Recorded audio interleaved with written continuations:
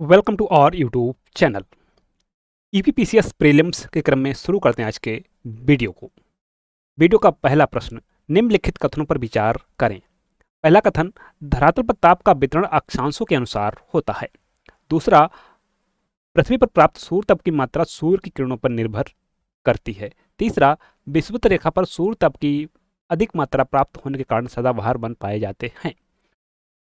तो करते हैं बारी बारी से विचार प्रत्येक कथन पर। पहला कथन, धरातल पर ताप का वितरण अक्षांशों के अनुसार होता है। जैसा कि आप सभी जानते हैं कि निम्न अक्षांशों पर उच्च अक्षांशों की तुलना में अधिक सूर्य ताप की प्राप्ति होती है, क्योंकि निम्न अक्षांशों पर सूर्य की किरणें लंबवत पड़ती हैं। वहीं अगर उच्च अक्षांशों की बात करें तो वहां पर सूर्य की किरणें तिरछी पड़ती है, जिससे कम सूर्य ताप की प्राप्ति होती है। तो फर्स्ट स्टेटमेंट है सही। दूसरा कारण है, पृथ्वी पर प्राप्त सूर्य ताप की मात्रा सूर्य की किरणों पर निर्भर करती है। तो जहां पर किरणें लंबवत गिरेंगी वहां पर तापमान ज्यादा होगा, सूर्य ताप की ज्यादा प्राप्ति होगी, और जहां पर तिरछी पड़ेंगी वहां पर सूर्य ताप की प्राप्ति कम होती है। दूसरा स्टेटमेंट भी है सही। तीसरा कह रहा है, विषुवत रेखा पर सूर्य ताप की अधिक मात्रा प्राप्त होने के कारण सदाबहार वन पाए जाते हैं।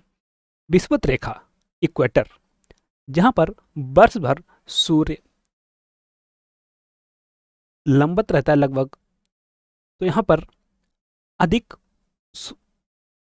सूर्य ताप की मात्रा प्राप्त होती है, जिसके कारण यहां पर वर्ष भर वर्षा होती है, और अधिक वर्षा होने के कारण यहाँ पर सदाबहार वन पाए जाते हैं।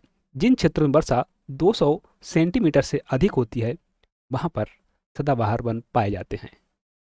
तो जो विषुवत रेखीय क्षेत्र होता है यह सदाबहार वन यहाँ पर पाए जाते हैं। तो तीनों कथन यहाँ पर हैं सही। उपरोक्त में से कौन सा से कथन सही है? 1, 2 और 3।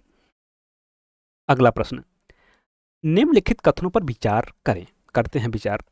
किसी स्थान की समुद्र तल से ऊंचाई जलवायु को प्रभावित नहीं करती है। अब पहला स्टेटमेंट है गलत। जैसे जैसे आप समुद्र तल से ऊंचाई की ओर बढ़ते हैं तो आप क्या देखते हैं कि जो अधिक ऊंची पर्वत चोटियां होती हैं वहां पर हमेशा बर्फ जमी रहती है। तो पहला स्टेटमेंट तो है गलत, कि जैसे जैसे आप ऊंचाई पर जाते हैं, प्रति 1000 मीटर की ऊंचाई पर जाने पर 6.5 डिग्री सेल्सियस तापमान कम हो जाता है। पहला स्टेटमेंट है गलत। दूसरा कह रहा है, समुद्र तल से ऊंचाई बढ़ने के साथ तापमान घटता जाता है। जैसे जैसे आप समुद्र तल से ऊंचाई की तरफ बढ़ते हैं तो तापमान घटता जाता है, प्रति 1000 मीटर में 6.5 डिग्री सेल्सियस। दूसरा स्टेटमेंट है यहाँ पर सही। तीसरा कह रहा है, धरातल के निकट की वायु का ताप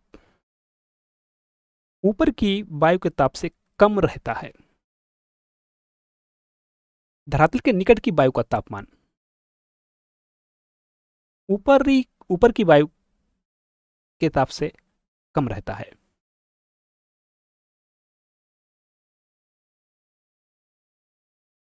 तो यहां पर जो धरातल के बिल्कुल नजदीक होती है, जो हल्की वायु होती है, गर्म होती है, जिसमें जलवाष्प नहीं होता है, वह ऊपर रहती है, और जो नम वायु होती है वह भारी होती है, वह नीचे रहती है। तो तीसरा स्टेटमेंट यहां पर है सही। उपरोक्त में से कौन सा से कथन सही नहीं है? सही नहीं है पूछा है, सही नहीं है। केवल एक सही नहीं है। अगला प्रश्न, निम्नलिखित कथनों पर विचार करें। पर्वतों की दिशा हवाओं को प्रभावित करती है। अब इसका एग्जाम्पल है हिमालय। दक्षिण पश्चिम मानसूनी हवाएं जब आती हैं तो हिमालय से टकराकर पश्चिम दिशा में मुड़ जाती हैं और उत्तरी भारत में वर्षा करती हैं। पहला स्टेटमेंट है सही। हवाएं तापमान और वृष्टि को प्रभावित करती हैं। अब जहां पर बड़ी वाटर बॉडी है, वहां से जो हवा आ रही है वो अपने साथ नमी लेकर आएगी। तो क्या करेगी, जिस क्षेत्र में चलेगी वहां पर ठंडा कर देगी और अपने साथ जो नमी लेकर आती है जिससे वर्षा भी होती है। तो यहाँ पर दूसरा स्टेटमेंट भी है सही। तीसरा कह रहा है हिमालय की उपस्थिति के कारण भारत आर्द्र जलवायु वाला देश है। तो तीसरा स्टेटमेंट भी है सही।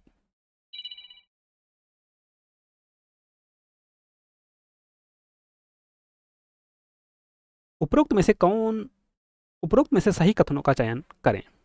एक और दो, एक और तीन, दो और तीन, एक दो और तीन। यहाँ पर सही विकल्प है डी, एक दो और तीन। अगला प्रश्न, निम्नलिखित कथनों पर विचार करें। जो स्थान समुद्र के निकट होते हैं उनकी जलवायु सम होती है। आप जो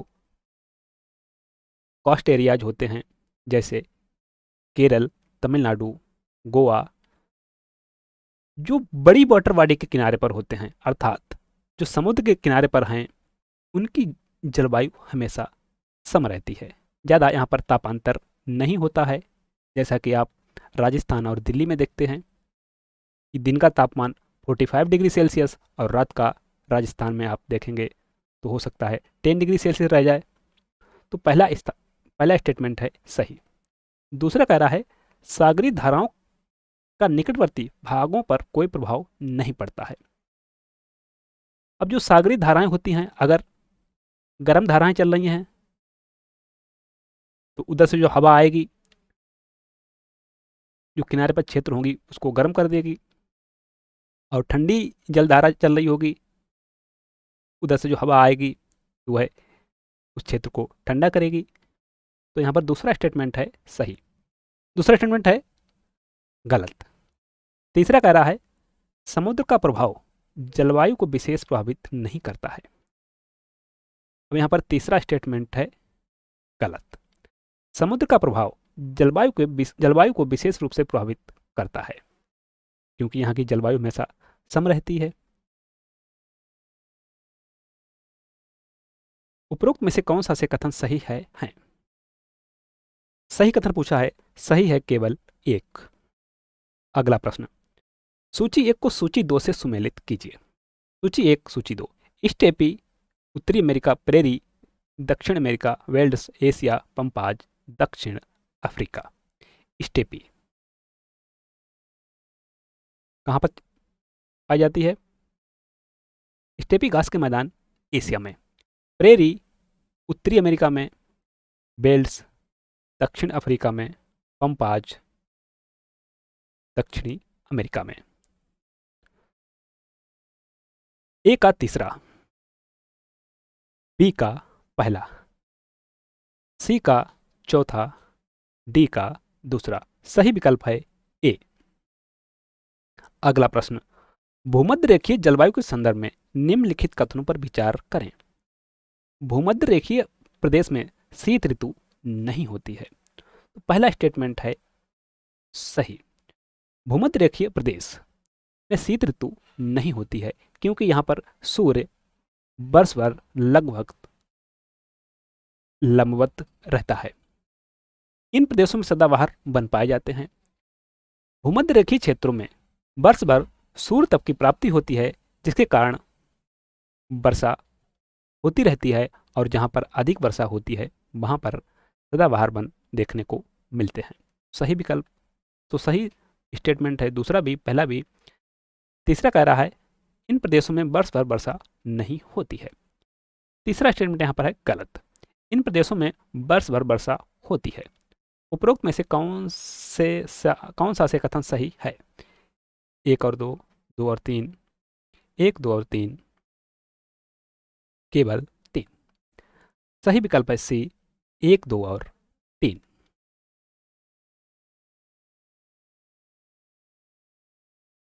थैंक यू। मिलते हैं नेक्स्ट वीडियो में। नए प्रश्नों के साथ। तब तक के लिए बाय बाय, टेक केयर।